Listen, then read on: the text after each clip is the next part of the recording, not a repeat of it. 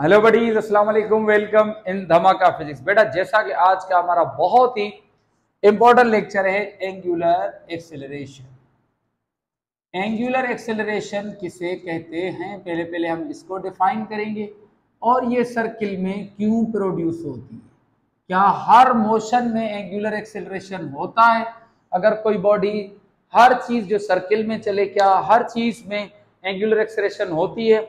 कौन सी कंडीशन में angular acceleration हो सकती है और कौन सी कंडीशन में बेटा एंगुलर एक्सेलरेशन नहीं होती, वो अभी हम डिस्कस करने वाले हैं।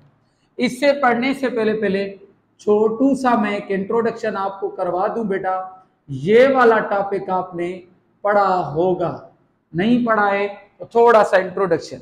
बेटा, ये वाला लेक्चर मैंने आपको पहले ही बता दिया है कि इसको बेटा हम कहते हैं लीनियर एक्सेलरेशन। ये होती है बेटा लीनियर एक्सेलरेशन, ये होती है बेटा change in linear velocity. Linear velocity में चेंज आए टाइम के हिसाब से तो बेटा उसको लीनियर एक्सेलरेशन कहते हैं।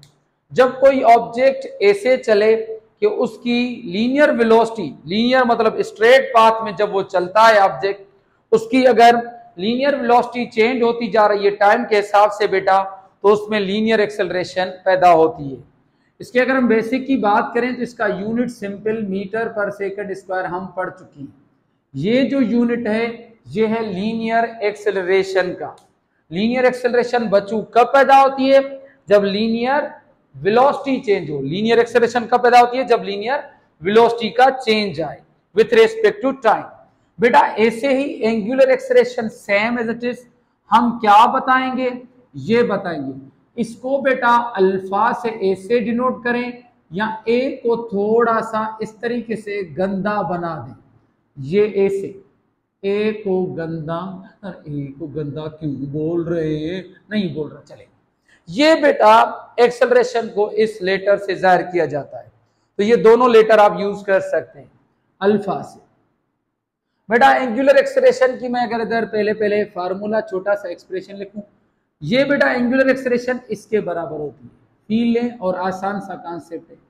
बेटा देखिए, ये क्या है? Change in angular velocity. ये मैंने लास्ट लेक्चर में डिफाइन किया है, वेलोसिटी का कॉन्सेप्ट दे चुका हूं। एंगुलर वेलोसिटी का change in angular velocity with respect to time is called angular acceleration.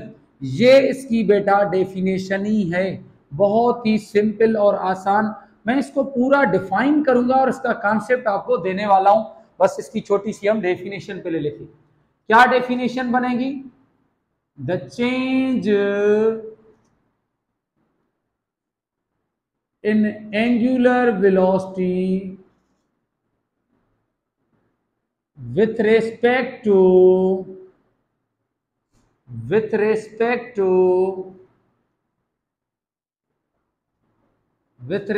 to time is called angular acceleration. ये इसकी डेफिनेशन बन गई, change in angular velocity with respect to time.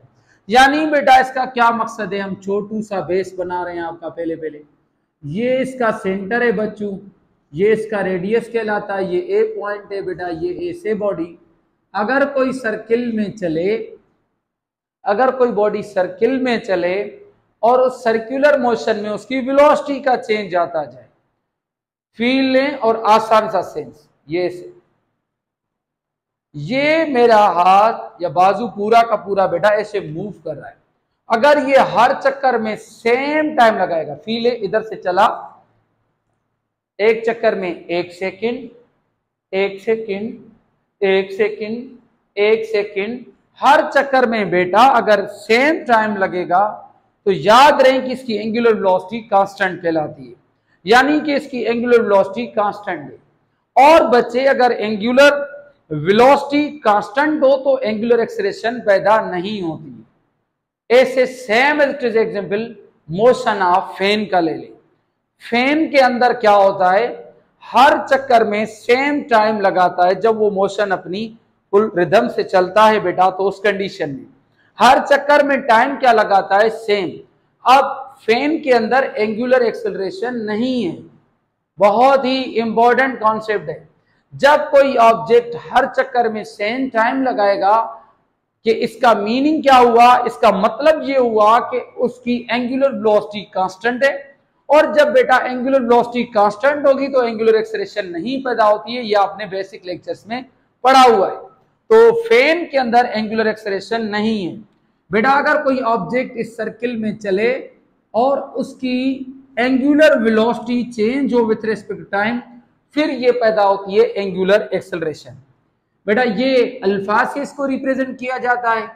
Next point, it is denoted by, मैंने क्या बताया, it is denoted by alpha.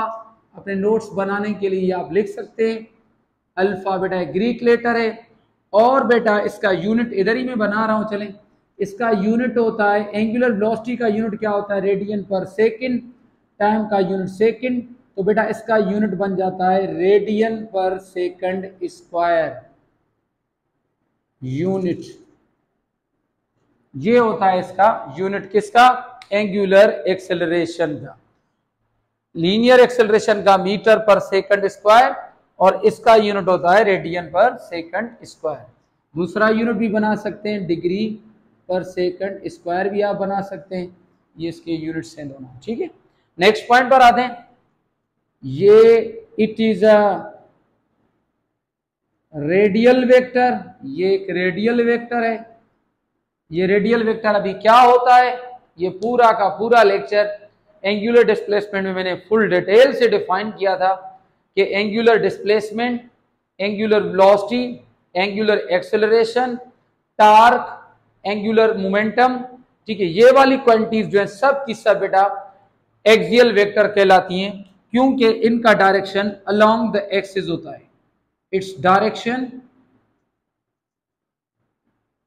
Is along the axis, इनका direction along the axis होता है। इट्स डायरेक्शन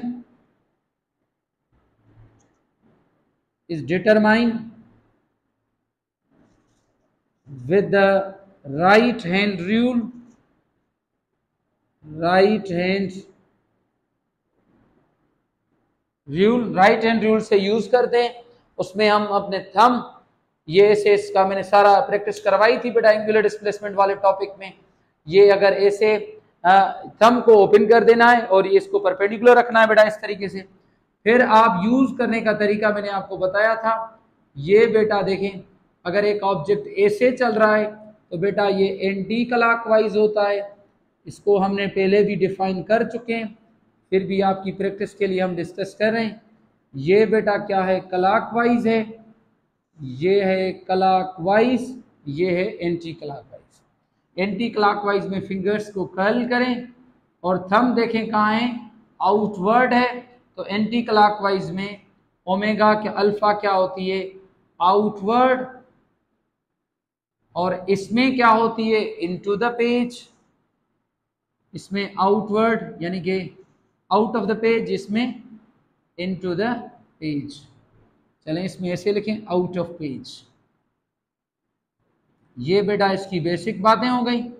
अच्छा बेटा, ये एक और चीज जो आपको याद करनी है, ये बेटा तब यूज होती है, ये वाला डायरेक्शन तब यूज करेंगे जब उस ऑब्जेक्ट की वेलोसिटी चेंज तो हो मगर इंक्रीजिंग हो।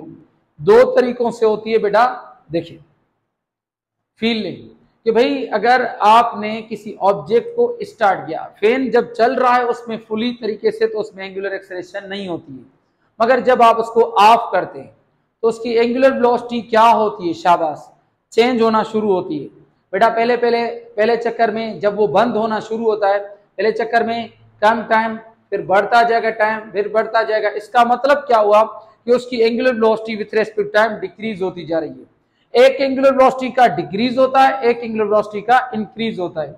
ये भी सेंस समझ लें बेटा। जब भी ये वाली चीज आपको लीनियर मोशन में, मैंने एक्सेलरेशन वाला जो टॉपिक पढ़ा है उसमें ये चीज सिखाई थी आपको, शायद याद होगा आप बच्चों को।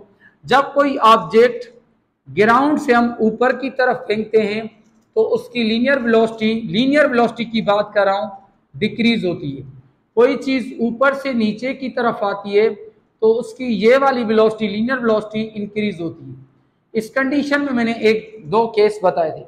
जब भी बेटा वेलोसिटी बढ़ती जाती है, लीनियर हो चाहे एंगुलर हो, बेटा जब भी वेलोसिटी इंक्रीज हो, वेलोसिटी जो होती है वो पैरेलल होती है एक्सेलरेशन के साथ। वेलोसिटी होती है पैरेलल, पैरेलल यानी कि उन दोनों का वेलोसिटी और एक्सेलरेशन का डायरेक्शन सेम होता है। और बेटा जब वेलोसिटी डिक्रीज होती है, अभी वेलोसिटी का डायरेक्शन तो अपवर्ड होता है, एक्सेलरेशन का डाउनवर्ड। ये मैंने लेक्चर आपको पहले क्लियर कर चुका हूं। बेटा ऐसे ही सेम इट इज, ये वाली पॉइंट बहुत ही इंपॉर्टेंट है, याद करनी है।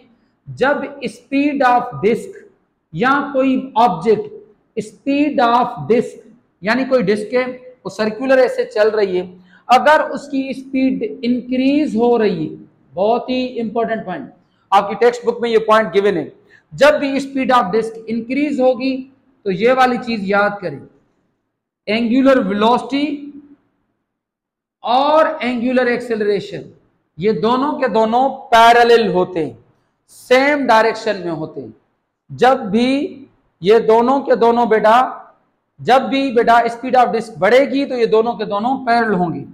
और बेटा नेक्स्ट पॉइंट, जब ये देखें कि स्पीड ऑफ डिस्क डिक्रीज हो रही है तो बेटा ये दोनों आपस में एंटी पैरेलल होते हैं। स्पीड ऑफ डिस्क जब क्या हो, डिक्रीज हो, तो ये दोनों एक दूसरे में एंटी पैरेलल होते हैं।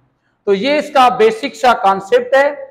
एंगुलर एक्सेलरेशन तब पैदा होती है जब एंगुलर वेलोसिटी का चेंज आए, एंगुलर वेलोसिटी चेंज होगी तो एंगुलर एक्सेलरेशन पैदा होगी। अगर कोई ऑब्जेक्ट सर्किल में एक ही वेलोसिटी से चलेगा तो एंगुलर एक्सेलरेशन बेटा नहीं पैदा होगी। ये वाली चीज बेटा अगला लेक्चर जो है उसमें मैं बहुत ही इंपॉर्टेंट और बेहतरीन कॉन्सेप्ट देने वाला हूं कि सर्किल में इतनी एक्सेलरेशन कैसे पैदा होती है। एक होती है एंगुलर एक्सेलरेशन, दूसरी होती है टेंजेंशियल एक्सेलरेशन, तीसरी होती है सेंट्रीपिटल एक्सेलरेशन। एक साथ सर्किल में ये तीनों के तीनों कब पॉसिबल हैं और कौन सी किस कंडीशन में पॉसिबल है, ये अगला लेक्चर बहुत ही इंपॉर्टेंट और आपके कॉन्सेप्ट के लिए इंपॉर्टेंट होगा। बेटा आज का लेक्चर हुआ हमारा कंप्लीट।